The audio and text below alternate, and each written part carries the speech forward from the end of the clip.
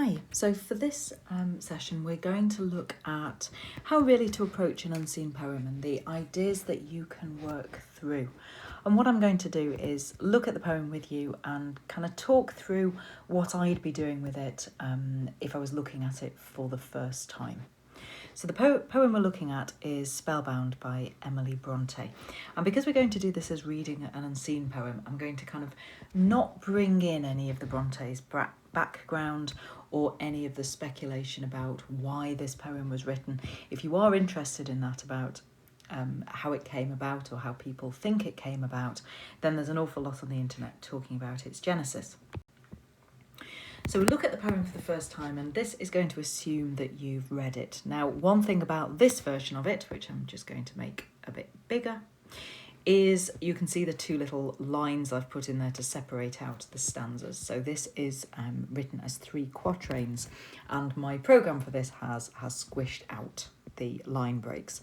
So I've just put them back in again in red. So looking at thinking this through then, first thing I'm going to look at when I come to a poem is the title, because that's the first thing the poet wants to hit you. It wants to, it's going to set up those expectations for you.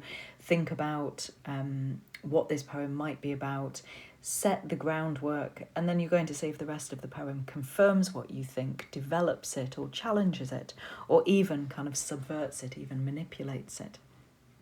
So when I look at this poem, I get the idea of spellbound, and I instantly think kind of trance, magic, fixed, if you like, maybe stuck, maybe sort of witchcraft comes in there, maybe kind of cursed comes in there. And that's all just from Spellbound, because spell, we know, kind of has those magical associations. And if something is bound, I'm thinking about it being tied, being fixed, being stuck in some way. So I go into this poem thinking it's about somebody who is transfixed, who is enchanted almost into a situation they don't want to be in. Or is it? And so, starting reading, the night is darkening round me, the wild winds coldly blow, but a tyrant spell has bound me, and I cannot go. The giant trees are bending, their bare boughs weighed with snow, and the storm is fast descending, and yet I cannot go. Clouds beyond clouds above me, wastes beyond wastes below, but nothing drear can move me. I will not, cannot go. So the first thing I'm going to do after reading that to myself is think, what's the story of this? What could possibly be the story? What understanding am I coming to that makes sense? And I think, well, I've got a first person speaker. We know this because of the I. And they are somewhere at night and it's getting darker. Okay, the wind is starting to kick in. Okay, so they're not in a friendly landscape, they're in an inhospitable landscape. And despite the fact this is getting increasingly threatening, we've got this idea of a tyrant spell, and I'm going to think about what tyrant connotes in a moment. And this person cannot leave, our speaker can't go despite all these awful things. And we get more kind of bad weather conditions and more emphasis that we can't go and more kind of difficult conditions. And then I will not, cannot go. So this seems to me to be a story of somebody who is fixed somewhere, trapped somewhere by this tyrant spell. So looking at that as the kind of story of the narrative, I then start to kind of have to examine it a little bit more, unpick it, and see what effects our writer Bronte might be trying to deploy, what atmosphere she might be trying to create, and how she's going about that. And I'm going to remember that I'm not translating the poem for my reader. I'm not paraphrasing it. I'm not just putting it in my own words. I'm going to assume that the person who I'm writing my essay for, my answer for, knows about all of this and wants me to come to it as kind of the expert guide, if you like, wants me to make some connections or point out some detail and some mechanisms that the writer's using for them. So the night is darkening around me, the wild winds coldly blow, but a tyrant spell has bound me and I cannot go. So the first thing I'm going to notice there is that first quatrain, so my 4-line stanza is called a quatrain, and that is establishing the idea of threat, worsening conditions, and there might be an element maybe of pathetic fallacy in this, because we can take the literal night, okay, the actual night, it's actually getting darker and the white winds are actually kind of coldly blowing. Or, given that we start with this idea of spell and compulsion or kind of restraint, maybe this is a storm in her mind.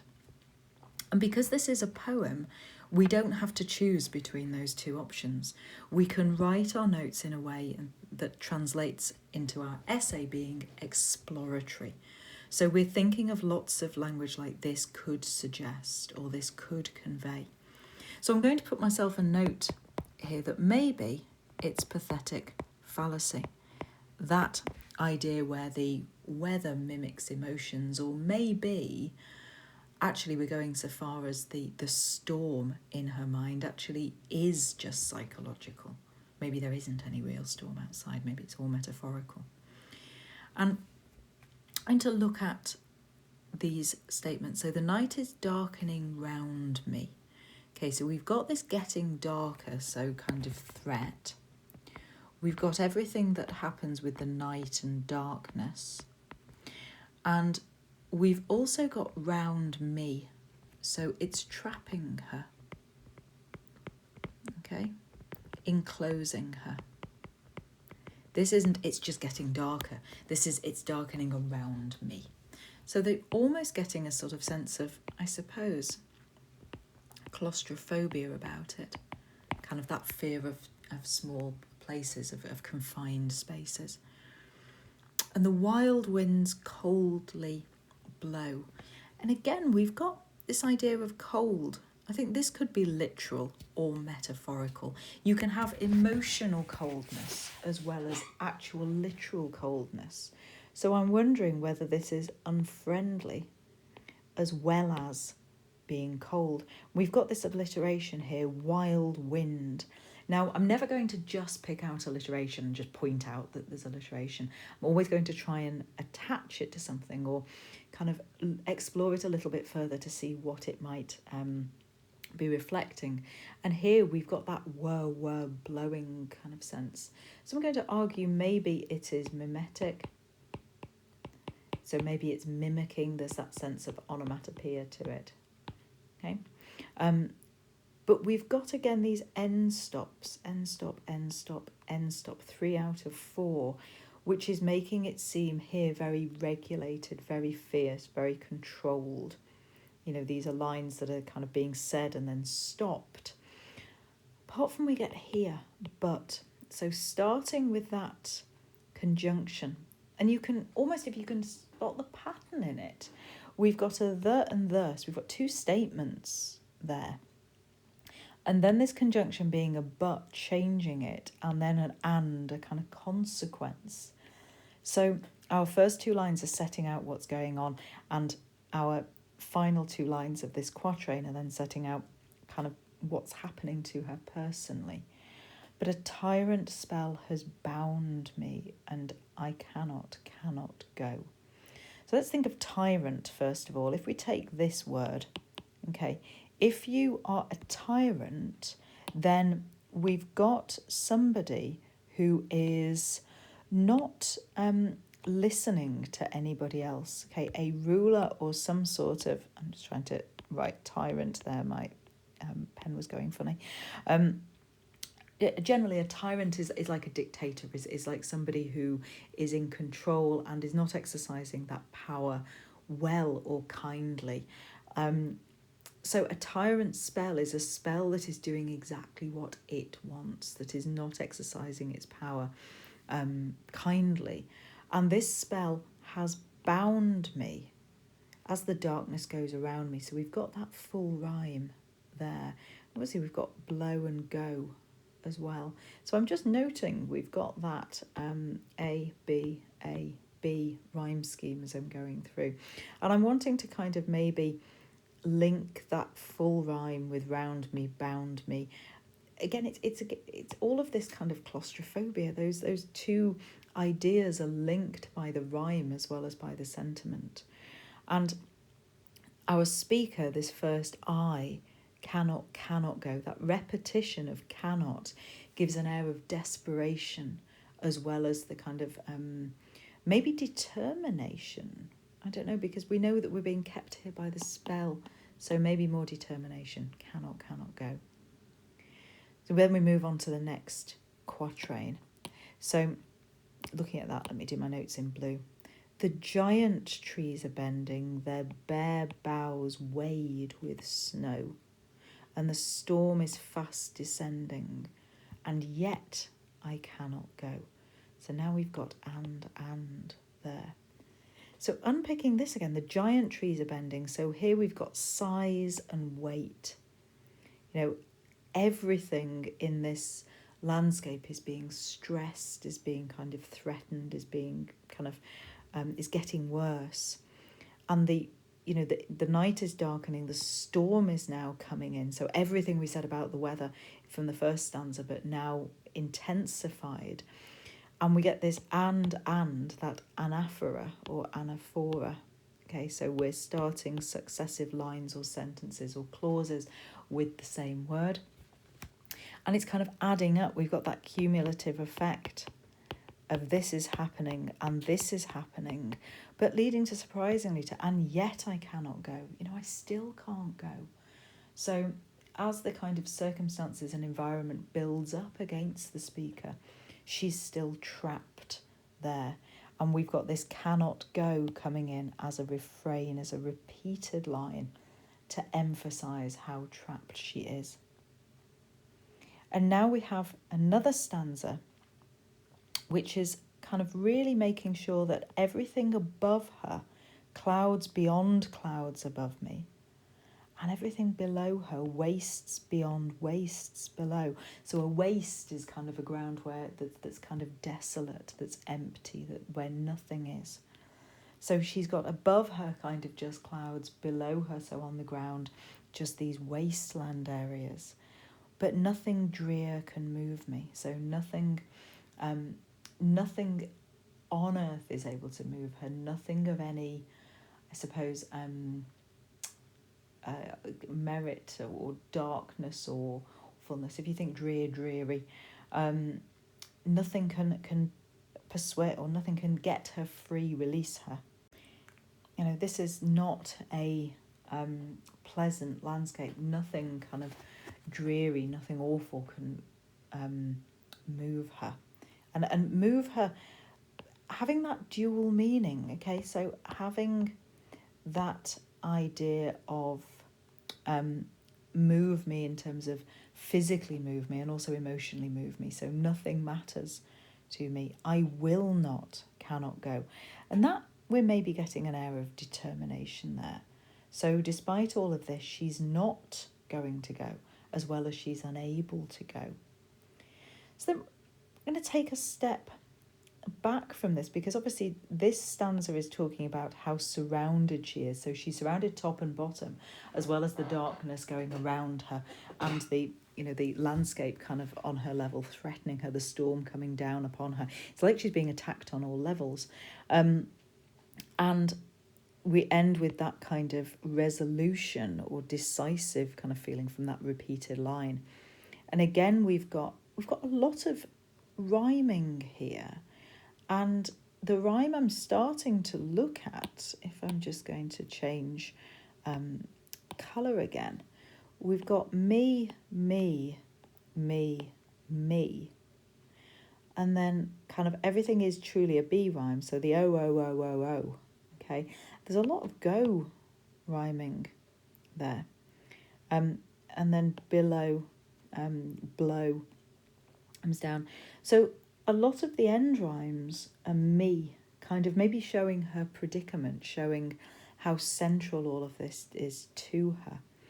And the idea that it's that regular rhyme scheme, there may be that feeling of being trapped within the rhyme scheme. She's absolutely stuck. This is a predictable rhyme scheme, a predictable pattern to the meter. You know, the night is darkening around me, the wild winds coldly blow, but a tyrant spell has bound me and I cannot go. So you've got that regular meter in there. And you can argue that that is maybe determination or resolution on the part of the speaker, or maybe that she is in fact trapped within that pattern and can't get out. So if we're looking at this, we're not given a lot of answers in the poem, but we are given this kind of increasingly threatening atmosphere and a speaker who seems stronger than maybe she would be expected to be or ought to be within those circumstances. And the mystery that's created by this reference to a tyrant spell which is never explained, and leaving the speaker within that scenario to her resolution that I will not, cannot go, means that really you've got a short, powerful poem that's made up of 3 quatrains, which become increasingly sort of mysterious and full of tension. I would look at the idea that the poem's lines are more or less all end-stopped. And again, that kind of sense of entrapment, sense of being stuck. And the ones that aren't end-stopped, so if we look here, and where is the other one? I think that is that it? Have I just got the one that bound me? I cannot go? I think that's pretty much it. So the only thing that kind of keeps on going is the spell and the enjambment. So, you know, showing maybe how massively she's controlled by it. So when I'm writing about this poem, I'm going to try and link not only the kind of techniques that are being used, so making sure I'm talking about things like pathetic fallacy, the anaphora, the cumulative effect, the end stopping, the enjambment, the rhyme scheme, the regular meter, the use of the kind of first person perspective. But I'm always going to try and explore the possible meanings of that. And if I've got more than one meaning, I can mention all of them. So if you are looking to write about this poem, you know, how does Bronte create a tense atmosphere, or how does Bronte create a powerful moment in Spellbound? Okay, that would be a good question. How does Bronte present a powerful moment in her poem Spellbound? Bringing all of this together to try and explain how this poet has made those deliberate choices in order to affect you as a reader. Good luck.